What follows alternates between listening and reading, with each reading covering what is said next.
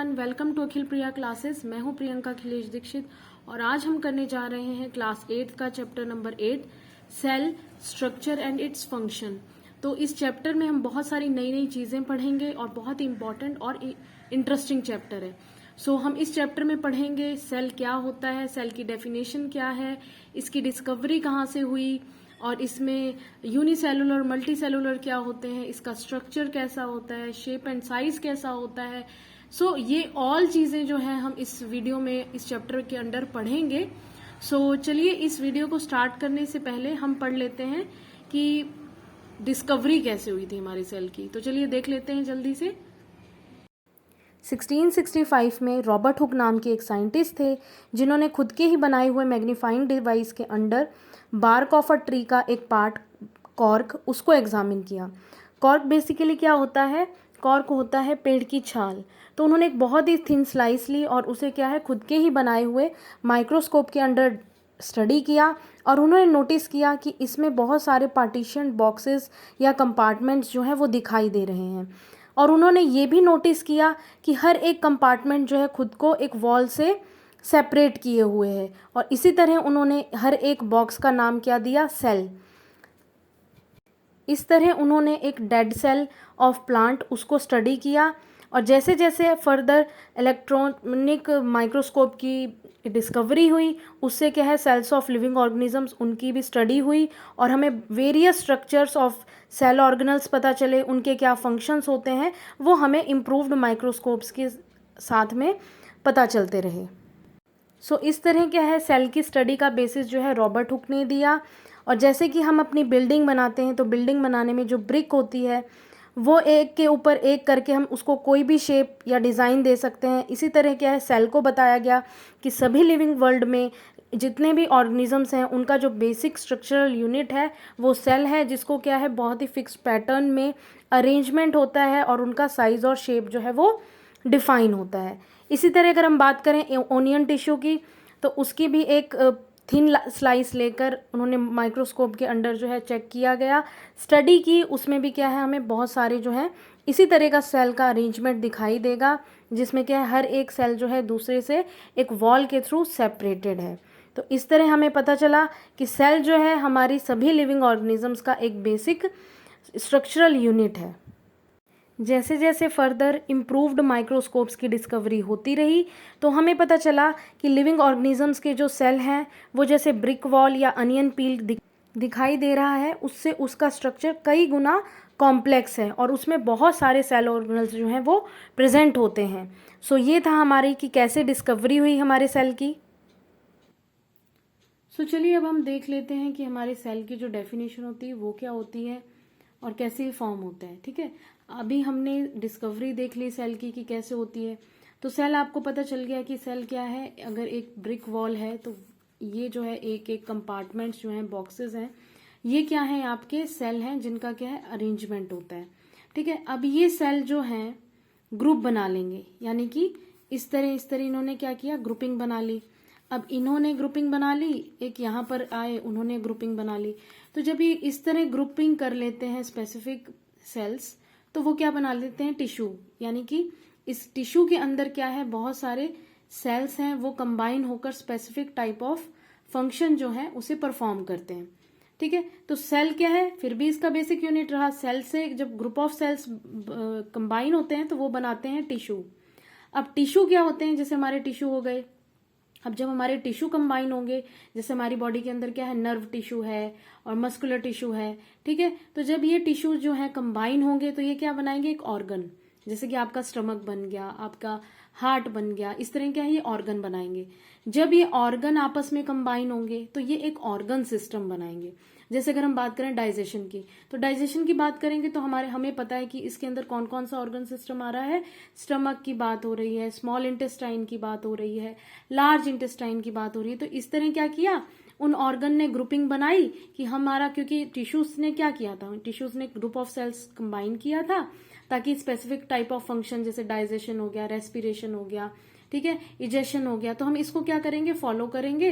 उन्होंने ऑर्गन बनाया, ऑर्गन से बना ऑर्गन सिस्टम ऑर्गन सिस्टम जो है एक जब पूरा कंप्लीट हो जाएगा और अदर सबसे मिलकर, तो फिर क्या बन जाएगा, आपका ऑर्गेनिज्म बन जाएगा। तो यहां पर आप देख सकते हैं कि सेल जो है एक ऑर्गेनिज्म को बनाने में सबसे बेसिक स्ट्रक्चरल यूनिट होता है। तो चलिए अब इसकी डेफिनेशन को देखते हैं। तो सेल जो है क्या है, the basic structural unit of an organ. या आपकी एनसीईआरटी के अकॉर्डिंग जो है मैंने डेफिनेशन लिखी है ऑर्गन। यहाँ पे अगर आप ऑर्गेनिजम्स भी लिखते हैं तो वो भी बिल्कुल एब्सोल्युटली करेक्ट है। तो यहाँ पे आप ये भी लिख सकते हैं, the basic structural unit of an organism is called cell. ठीक है, अब वो कैसे इसका स्ट्रक्चरल यूनिट जो है, बेसिक स्ट्रक्चरल यूनिट होता है सेल, वो आप लोगों को मैंने बता ही दिया कि जो सेल है वो क्या करते हैं, ग्रुप बनाते हैं। ग्रुप बनता है तो क्या बनता है, टिश्यू बनता है। टिश्यू क्या करते हैं, स्पेसिफिक टाइप ऑफ फंक्शन जो है उसको परफॉर्म करते हैं। वो आपस में कंबाइन होकर ऑर्गन बनाएंगे। उन्होंने स्टमक बनाया, हार्ट बनाया, ब्रेन बनाया, वो आपस में क्या है, कंबाइन होकर एक ऑर्गन सिस्टम बनाएंगे। Organ system totally other organ से कंबाइन होकर क्या बना देंगे, ऑर्गेनिज्म। सो इस तरह क्या है, सेल जो है हमारा बेसिक स्ट्रक्चरल यूनिट है। तो अब देख लेते हैं कुछ पॉइंट्स। सेल जो होता है लिविंग ऑर्गेनिजम्स का, वो कॉम्प्लेक्स होता है। जैसे कि अगर हम बात करें, जैसे हमने देखा था कि ब्रिक वॉल थी और अनियन पील का हमने अंडर माइक्रोस्कोप का मैंने डायग्राम दिखाया आपको। तो ये वो क्या आपको बहुत सिंपल सा दिख रहा होगा, लेकिन सेल का जो स्ट्रक्चर होता है वो बहुत कॉम्प्लेक्स होता है। जैसे जैसे हम चैप्टर में आगे बढ़ते जाएंगे ये कॉम्प्लेक्स क्यों होता है ये आप लोगों को क्लियर होता जाएगा। और सेल जो होते हैं डिफरेंट शेप के होते हैं, डिफरेंट साइज के होते हैं। ठीक है, हर एक बॉडी स्ट्रक्चर जो होती है वो अलग अलग होती है। उनका स्पेसिफिक टाइप ऑफ फंक्शन होते हैं जिन्हें वो परफॉर्म करते हैं, मेटाबॉलिक एक्टिविटीज होती हैं। तो इस तरह जो है उनका साइज भी अलग अलग होता है। और also differ in number of cells. अब जैसे कि हम ह्यूमन बॉडी की बात कर लेते हैं, हमारा ह्यूमन बॉडी है, कोई हाइट में छोटा है, कोई बहुत बड़ा है। तो इस तरह जो नंबर ऑफ सेल्स हैं, अगर आप छोटे हैं तो नंबर ऑफ सेल्स कम रहेंगे। जब आप बड़े होते जाएंगे धीरे धीरे तो नंबर ऑफ सेल्स जो है वो भी क्या है, बड़े होते जाएंगे, बढ़ते चले जाएंगे। तो इस तरह क्या है, नंबर ऑफ सेल्स जो है वो डिफर होते जाएंगे और साथ ही क्या है, शेप और साइज भी है अलग अलग होता है। ठीक है, each group of cells perform a variety of functions. अब मैंने ये बात कही थी टिश्यू, जो हम टिश्यूज होते हैं वो क्या करते हैं, सेल्स की ग्रुपिंग करते हैं। ग्रुपिंग करने के बाद वो स्पेसिफिक टाइप ऑफ फंक्शंस जो है उन्हें परफॉर्म करते हैं। वो कहते हैं कि चलो भाई मैं रेस्पिरेशन को देख लेता हूँ, तुम डाइजेशन को देख लेना। तो इस तरह क्या है, वो मैं डाइजेशन को देख रहा हूँ तो एक स्पेसिफिक टाइप का क्या टिश्यू बन गया। और दूसरे टाइप का, जैसे कि मैं ब्रेन की कंट्रोलिंग यानी कि हमारी बॉडी के अंदर होने वाली जितनी भी एक्टिविटीज है उनको कंट्रोल करूंगा। सो वो क्या आ गया, ब्रेन ने यानी कि नर्व टिश्यूज के अंदर आ गया। तो इस तरह क्या उनका वैरायटी ऑफ फंक्शंस जो होते हैं टिश्यूज के वो होते हैं। ऑर्गेनिजम्स जो हैं वो यूनिसेलुलर भी हो सकते हैं और मल्टीसेलुलर भी हो सकते हैं। अब यहाँ से देखिए यूनिसेलुलर और मल्टीसेलुलर क्या होता है। जैसे कि बहुत ही आसान, यूनि से आप लोगों को क्लियर हो रहा होगा यानी कि सिंगल और वी कैन से वन। ठीक है, जिसमें क्या है वन सेल हो, सिर्फ क्या हो, एक ही सेल हो। वो ऑर्गेनिज्म जिनके अंदर क्या है सिर्फ एक सेल प्रेजेंट होते हैं वो होते हैं यूनिसेलुलर। अब ऐसी बॉडीज भी प्रेजेंट हैं जिनके अंदर क्या है बहुत सारे मल्टीपल सेल्स होंगे, यानी कि 2 से ज्यादा सेल्स होंगे। सेलुलर का मतलब हो गया सेल। तो एक बॉडी ऑर्गेनिज्म जो है उसकी जो बॉडी है वो मल्टीपल सेल से मिलकर बनी है, सो वो होंगे मल्टीसेलुलर। सो हम इस टॉपिक को डिटेल में देख लेते हैं कि यूनिसेलुलर क्या होता है, मल्टीसेलुलर क्या होता है। सो देखिए यहाँ पे हम बात करते हैं यूनिसेलुलर की। तो जो हमारा ऑर्गेनिज्म होते हैं यूनिसेलुलर के अंदर, जैसे हमने बात ही की कि सिंगल सेल होते हैं। ठीक है, तो इनके अंदर क्या होता है, सिंगल सेल होता है ऑर्गेनिज्म के अंदर। और लाइफ प्रोसेसेस जैसे कि डाइजेशन है, एक्सक्रीशन है, रिप्रोडक्शन है, रेस्पिरेशन है, जितनी भी मेटाबॉलिक एक्टिविटीज हैं उनके जो प्रोसेसेस हैं वो क्या है, एक सेल के अंदर ही होते हैं। बिकॉज उनके अंदर ऑल एक ही सेल प्रेजेंट है। अब उनके अंदर एक ही सेल प्रेजेंट है इसलिए वो कहते हैं कि कोई नहीं, हम इंडिपेंडेंटली रहेंगे और हम खुद से अपना काम करेंगे। ओके, सो टिपिकली ये क्या होते हैं, यूनिसेलुलर माइक्रोस्कोपिक होते हैं, यानी कि बहुत बहुत बहुत छोटे होते हैं। इनको हम अपनी नेक्ड आईज से नहीं देख सकते हैं। सो यहाँ पे आप ध्यान दीजिएगा कि unicellular are typically microscopic and we can not see them by our naked eyes. हमें इन्हें माइक्रोस्कोप के अंडर ही देखना पड़ेगा। और ये लिव इंडिपेंडेंटली होते हैं बिकॉज इनके अंदर सेल जो है एक प्रेजेंट होता है। तो ये कहते हैं कि हम अपना काम जो है वो सारा खुद से करेंगे। और उसके साथ ही क्या है, जो यूनिसेलुलर होते हैं वो प्रोकैरियोट्स भी होते हैं और यूकैरियोट्स भी होते हैं। सो प्रोकैरियोट्स और यूकैरियोट्स क्या होते हैं ये मैं आपको आगे बताऊंगी इस चैप्टर में, क्योंकि इनको समझाने के लिए क्या है मुझे सेल ऑर्गेनल्स की थोड़ी नीड पड़ेगी। सो मैं ये टॉपिक जो है आपको डिटेल में हमारे इस चैप्टर के सेकंड वीडियो में आपको डिटेल में बताऊंगी। ठीक है, तो यहाँ पर आप ये ध्यान दे लीजिए कि यूनिसेलुलर जो होते हैं वो क्या है, प्रोकैरियोट्स होते हैं और यूकैरियोट्स होते हैं। अब यूनिसेलुलर की एग्जाम्पल कौन सी होती है? यूनिसेलुलर की एग्जाम्पल होती है एमीबा और पैरामीशियम। एमीबा का जो डाइजेशन है ये आप अपनी पिछली 7th क्लास में पढ़ के आए हुए हैं। ठीक है, तो उसमें आपने देखा था कि कैसे जो है एक सिंगल सेल जो है वो अपना डाइजेशन जो है उसे करता है। फिर भी हम रिवीजन कर लेते हैं, देख लेते हैं हमारे एमीबा का जो डाइजेशन होता है उसको।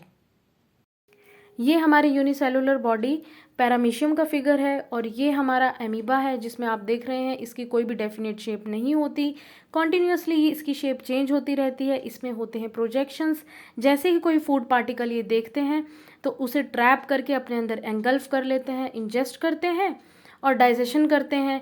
डाइजेशन के बाद क्या होता है, एब्जॉर्प्शन होती है कि उस फूड पार्टिकल में जो भी न्यूट्रिएंट्स हैं उन्हें एब्जॉर्ब करके एसिमिलेट किया जाता है, यानी कि पूरे होल ऑर्गेनिज्म के अंदर इसकी सप्लाई होती है। देन जो वेस्ट पार्ट होता है, रिमूवल पार्ट जो रिमूव करना है बॉडी से, उससे क्या कर दिया जाता है, इजेस्ट कर दिया जाता है। सो ये था हमारा कैसे एक यूनिसेलुलर बॉडी जो है वो अपना पूरा फंक्शन, डाइजेशन, रेस्पिरेशन और जो भी है सो वो अपने अंदर क्या है इंडिपेंडेंटली कर रही है।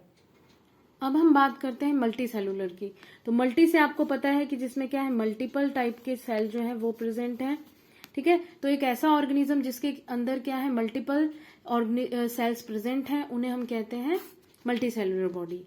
Each group of cell performs different different functions. अब हमारे अंदर क्या है, हम ह्यूमन बॉडी का ही मैं एग्जांपल ले रही हूँ, हमारे अंदर क्या है डिफरेंट डिफरेंट फंक्शंस हो रहे हैं। उन्हें कौन परफॉर्म कर रहा है, डिफरेंट टाइप्स के टिश्यूज। ठीक है, अब जैसे कि रेस्पिरेशन का काम हमारा लंग्स है वो कर रहा है, डाइजेशन का काम हमारा stomach, large intestine, small intestine कर रहा है, ब्रेन में होने वाली जितनी भी कंट्रोलिंग है उसे नर्व टिश्यूज वो कंट्रोल कर रहे हैं। तो इस तरह क्या है डिफरेंट डिफरेंट फंक्शंस जो है वो अलग अलग तरह के ग्रुप ऑफ सेल्स जो है उनके थ्रू हैंडल किया जाता है। अब हमारी ह्यूमन बॉडी है, देखिए एग्जांपल, उसमें हार्ट जो है वो क्या है, बेसिकली ब्लड पंपिंग का काम करता है। लंग्स जो है वो रेस्पिरेशन का काम करते हैं। नर्व सेल्स जो है वो हमारे ब्रेन की कंट्रोलिंग का काम करते हैं। तो इस तरह हम क्या कह सकते हैं कि डिवीजन ऑफ लेबर जो है वो डिफरेंट सेल्स के अमंग डिस्ट्रीब्यूट हो जाता है कि भाई चलो मैं रेस्पिरेशन करूंगा, तुम तब तक खाना डाइजेस्ट कर लो, चलो मैं तो मैं कंट्रोलिंग कर लूंगा। तो इस तरह क्या है आपस में मिलजुल कर ह्यूमन बॉडी, या हम ये कहें ऐसे ऑर्गेनिज्म जिनके अंदर क्या है मल्टीपल सेल्स एग्जिस्ट करते हैं, तो उनके अंदर डिवीजन ऑफ लेबर भी जो है वो डिस्ट्रीब्यूट हो जाता है। इस तरह ये भी हम कह सकते हैं कि जहां यूनिसेलुलर थे वो क्या है खुद का ही सारा process with in one body जो है वो कर रहे थे विद इन सिंगल बॉडी। सो यहाँ पर क्यों कि हर एक जो सेल है वो दूसरे पे डिपेंड हो जाएगा। ठीक है, अब क्या है रेस्पिरेशन होगा, अब डाइजेशन हुआ होगा तभी अच्छे से बॉडी जो है मूव कर पाए, फंक्शंस कर सकती है। रेस्पिरेशन होगा तो यहाँ पर क्या है हर एक जो टिश्यूज हैं, ईच ग्रुप ऑफ सेल्स हैं वो दूसरे पे डिपेंड हो गए कि हाँ क्योंकि मेरा काम तो इतना ही है, तुम ये वाला काम करो। ठीक है, जब तुम ये काम करोगे, अब जैसे कि रेस्पिरेशन है, ठीक है, जब तुम सांस लोगे तभी मैं फूड डाइजेस्ट करूंगा, क्योंकि जब बॉडी लिविंग रहेगी तभी तो फूड डाइजेस्ट होगा। तो उसने रेस्पिरेशन का काम किसी और को दे दिया, फूड इंजेशन का काम किसी और को दे दिया। तो हर एक जो सेल है वो दूसरे पे डिपेंड हो जाता है इन मल्टी सेलुलर। अब यहाँ पर अगर हम बात करें सेल वर्क जो है वो कोऑर्डिनेशन के साथ होता है। ठीक है, क्योंकि इसमें क्या है कोऑर्डिनेशन होगा कि कब सांस आ रही है, कब छोड़ी जाएगी, उसमें कैसे ग्लूकोज का जो के अंदर जो है ऑक्सीजन मिक्सअप होके ऑक्सीडेशन बनाएगा, कब उसमें हेल्प होगी रेस्पिरेशन में, और कब जो है फूड पार्टिकल्स जो है डाइजेशन में उन्हें हेल्प होगी। तो इस तरह क्या है एक कोऑर्डिनेशन जो है वो बन जाता है सेल्स के अंदर। और जो हमारे ये मल्टी सेलुलर ऑर्गेनिजम्स होते हैं इन्हें आप क्या है नेक्ड आइज से भी देख सकते हैं। ठीक है, आप देख सकते हैं ना, जैसे कि हमारा स्टमक है, हमारा स्मॉल इंटेस्टाइन है, इन सब का क्या है ये और इसके अलावा हम अगर बात करें जो हमारे नर्व टिश्यूज हैं उन्हें आप देख सकते हैं जो हमारे ब्रेन में प्रेजेंट होते हैं। तो ये क्या होते हैं, इनका साइज एज कम्पेयर टू हमारे जो सिंगल यूनिसेलुलर होते हैं उनसे ज्यादा होता है। सो आप इसे नेक्ड आइज से भी देख सकते हैं। स्ट्रक्चर इसका कॉम्प्लेक्स होता है, कॉम्प्लेक्स होगा, कैसे वो हम आगे पढ़ेंगे। सो इस चीज का आप बिल्कुल भी वो मत करिएगा। सो यहाँ आप ध्यान दीजिए कि मल्टी सेलुलर जो होते हैं उसमें क्या है, स्ट्रक्चर कॉम्प्लेक्स होगा। ऑब्वियसली बात है कॉम्प्लेक्स होगा, क्योंकि बहुत सारे अलग अलग टाइप के जो टिश्यूज हैं, सेल्स हैं, वो क्या है, आपस में कंबाइन होकर डिफरेंट डिफरेंट फंक्शंस जो है उनको परफॉर्म कर रहे हैं, आपस में कोऑर्डिनेट कर रहे हैं। सो स्ट्रक्चर तो कॉम्प्लेक्स होगा ही। अभी जैसे हमने यूनिसेलुलर में पढ़ा था कि वो यूनिसेलुलर जो होते हैं वो प्रोकैरियोट्स होते हैं और यूकैरियोट्स होते हैं, लेकिन यहाँ पर अगर आप देखेंगे कि मल्टी सेलुलर जो होते हैं वो यूकैरियोट्स ही होते हैं। ओके, इसका एग्जाम्पल है जैसे हमारी ह्यूमन बॉडी, हमारे एनिमल्स हैं, वो सारे क्या है, मल्टी सेलुलर होते हैं। ओके, सो यहाँ पे कुछ पॉइंट्स हैं जिन्हें आपको ध्यान रखना है। ये तो आपको पता चल गया कि सेल जो है हमारी ऑर्गेनिजम्स का बेसिक स्ट्रक्चरल यूनिट होता है, जिसकी शेप जो है, साइज जो है वो डिफरेंट हो सकती है। उसके साथ ही क्या है, इनमें वैरायटी ऑफ फंक्शंस जो है वो भी परफॉर्म करते हैं, डिफरेंट डिफरेंट सेल्स जो है आपस में कंबाइन करके। नंबर ऑफ सेल्स जो है वो भी डिफर कर सकता है, यानी कि जैसे कोई छोटी बॉडी है तो उसके अंदर क्या है, नंबर ऑफ सेल्स जो है वो कम होंगे, जो बड़ी होती जाएगी जैसे ही बॉडी, उसमें नंबर ऑफ सेल्स जो है वो बढ़ते चले जाएंगे। तो इस तरह क्या है, नंबर ऑफ सेल्स भी क्या है, डिफर करेंगे। डिफरेंट शेप्स जो होती हैं वो रिलेटेड होती हैं उनके स्पेसिफिक फंक्शंस। अब जैसे कि रेस्पिरेशन है, लंग्स की शेप अलग है, अगर हम बात कहें स्टमक की शेप अलग है, हमारा जो हार्ट है उसकी शेप अलग है, तो उनकी शेप जो है वो इसलिए अलग है क्योंकि उन सबके फंक्शंस जो है वो अलग होते हैं। इस तरह जो है शेप्स जो होती हैं हमारे सेल के वो डिफरेंट हो सकते हैं according to the their specific functions they have to perform. Cell membrane जो होती है वो क्या करती है, हमारे सेल को एक शेप देती है।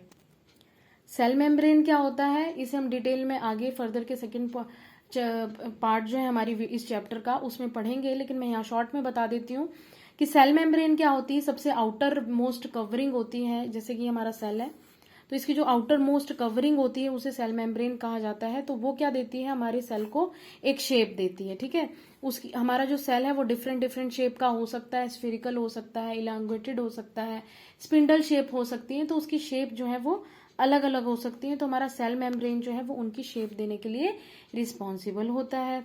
इसी तरह जो प्लांट सेल होते हैं, ठीक है, अभी हम आगे पढ़ेंगे, जो हमारे प्लांट सेल होते हैं उसमें सेल वॉल होती है, यानी कि सेल मेम्ब्रेन के ऊपर भी एक कवरिंग जो है वो चढ़ी होती है इन केस ऑफ प्लांट। इसी वजह से क्या है, हमारे जो प्लांट्स होते हैं वो रिजिड होते हैं, हार्ड होते हैं। ठीक है, तो प्लांट सेल के ऊपर क्या है, सेल वॉल होती है जो कि उन्हें एक शेप देती है, रिजिडिटी, हार्डनेस जो है वो देती है प्लांट को। और जो हमारे बैक्टीरियल सेल होते हैं वो भी क्या होती है, उनके अंदर भी क्या होता है, सेल वॉल होती है। सो ये कुछ पॉइंट्स हैं जिनको आपको क्या रखना है, ध्यान रखना है। जो आपके एमीबा है, आप लोगों को पता है एमीबा कैसा है, एक यूनिसेलुलर बॉडी है जिसकी कॉन्टिन्यूसली क्या है, शेप चेंज होती रहती है। हमारी बॉडी के अंदर जो WBCs प्रेजेंट है, यानी कि जो व्हाइट ब्लड सेल्स जो प्रेजेंट है हमारी बॉडी के अंदर, वो भी क्या है, एक यूनिसेलुलर स्ट्रक्चर है, यूनिसेलुलर सेल होते हैं। लेकिन आप देखेंगे हमारे जो WBCs हैं उनकी शेप अलग होगी जो ब्लड में प्रेजेंट होते हैं, और एमीबा जो है उसकी शेप अलग होगी।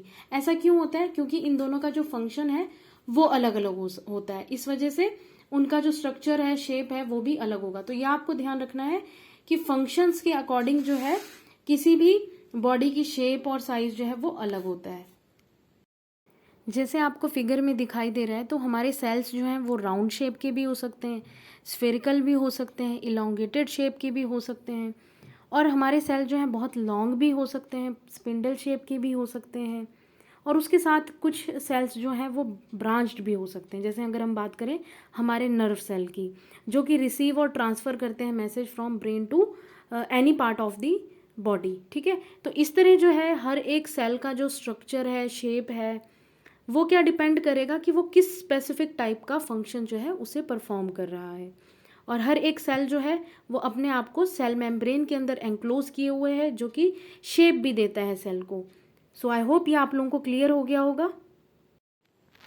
अब अगर हम साइज ऑफ सेल्स जो है उस टॉपिक को डिस्कस करें, तो जो हमारे लिविंग ऑर्गेनिज्म होते हैं तो उनके अंदर जो सेल होता है, जैसे कि मैंने बात की कि किसी भी शेप का हो सकता है, राउंड हो सकता है, इलांगेटेड हो सकता है, ब्रांच्ड हो सकता है। तो इसी तरह क्या है, वो बहुत छोटे भी हो सकते हैं, यानी कि मिलियन ऑफ अ मीटर। अगर 1 मीटर की हम लेंथ लें, उसमें क्या है, उसका मिलियन पार्ट जो है लें अगर उसको भी, सो इतना छोटा भी हो सकता है। और साथ ही साथ क्या है, फ्यू सेंटीमीटर के अराउंड भी वो लॉन्ग हो सकता है। स्मॉलेस्ट सेल जो हमें दिखाई दिया है वो एक बैक्टीरिया का होता है जो कि 0.1 टू 0.5 mm, ठीक है, इसके अराउंड होता है।